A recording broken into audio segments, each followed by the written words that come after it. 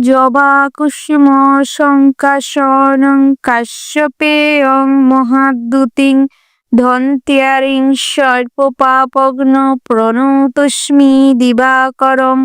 জয় সূর্যদেবের জয়। নমস্কার প্রিয় দর্শক বন্ধু, আপনাদের সবাইকে আমাদের চ্যানেলের পক্ষ থেকে স্বাগতম জানাই। আশা করছি আপনারা সবাই ভালো আছেন, সুস্থ আছেন। পুরুষের রাশি চক্রের অষ্টমতম রাশিটি হচ্ছে বৃশ্চিক রাশি।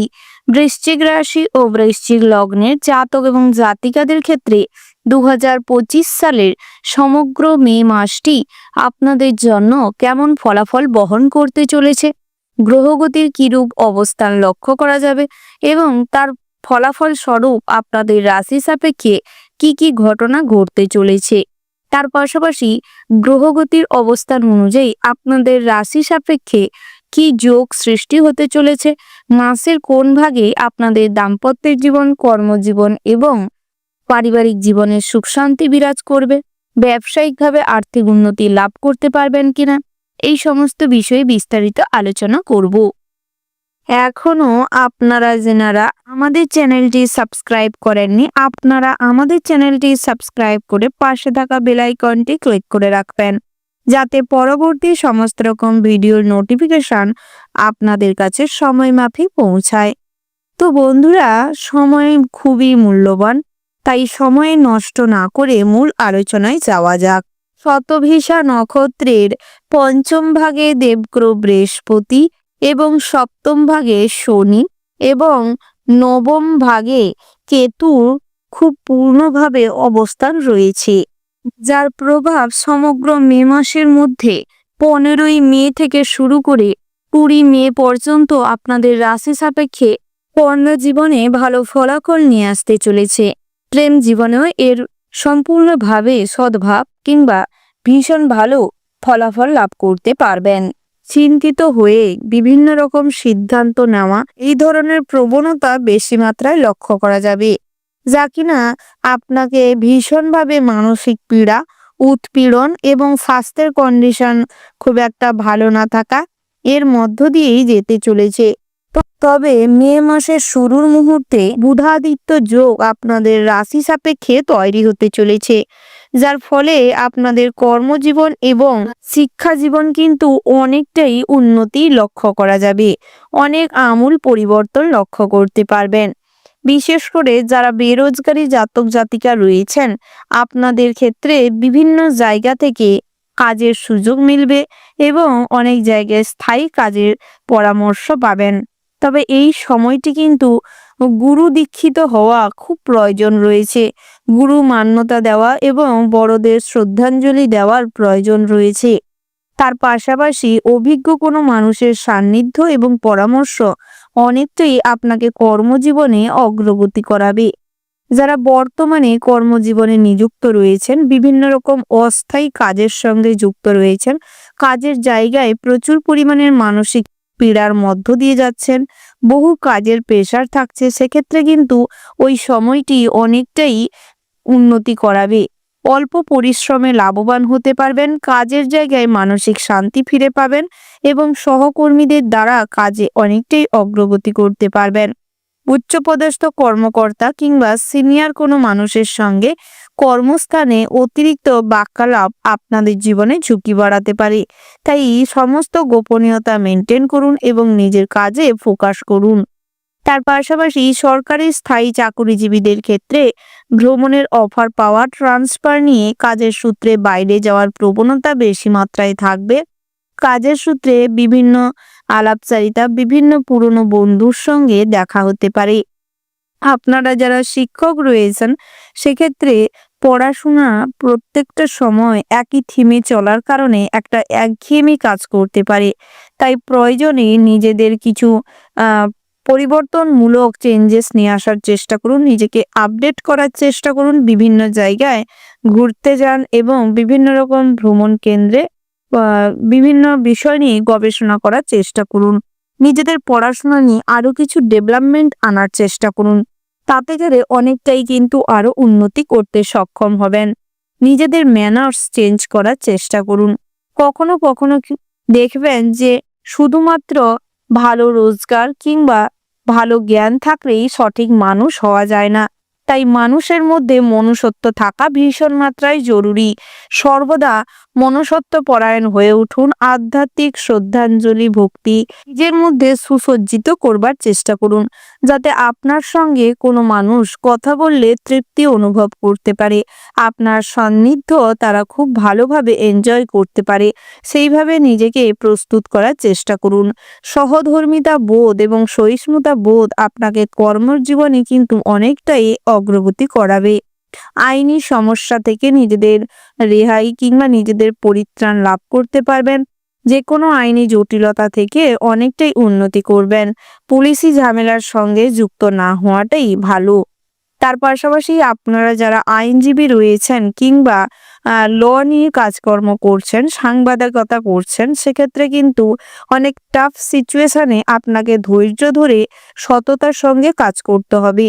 কিছু কিছু ক্ষেত্রে আপনাকে চতুরতা এবং বুদ্ধিমত্তাকে লাগিয়ে কাজ করতে হবে। তা মাসের শেষ ভাগে আপনারা অসৎ পথ অবলম্বন করতে আপনাকে কেউ প্রভোগ করতে পারে, ভীষণভাবে ইনসিস্ট করতে পারে। তাই সেক্ষেত্রে নিজের ডিসিশন নিজেই নেওয়ার চেষ্টা করুন। অন্যের প্ররোচনায় চলবেন না। তার পাশাপাশি উচ্চাকাঙ্ক্ষী মনোভাব ত্যাগ করুন। নিজের যে সমস্ত দায়িত্ব কর্তব্য রয়েছে তা সঠিকভাবে পালন করার চেষ্টা করুন। শিক্ষাক্ষেত্রে এর গুরুত্বপূর্ণ ভূমিকা থাকতে চলেছে।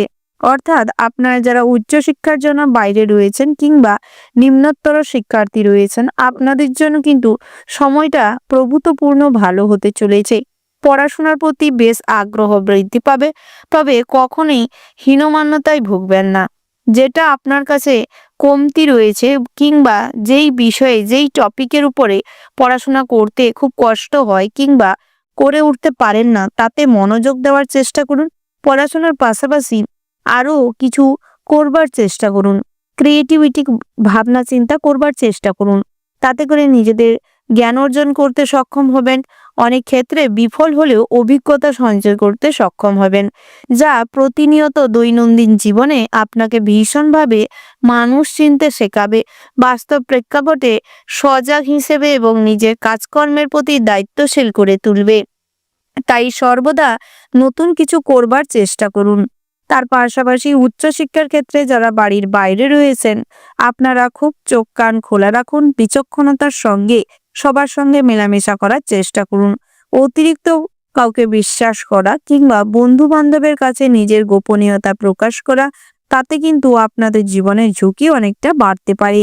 আপনার যারা লটারি কাটেন কিংবা জুয়া টেকের সঙ্গে যুক্ত রয়েছেন, অযথা ওই ধরনের কোনো ক্ষেত্রে অর্থ বিনিয়োগ না করাটাই ভালো।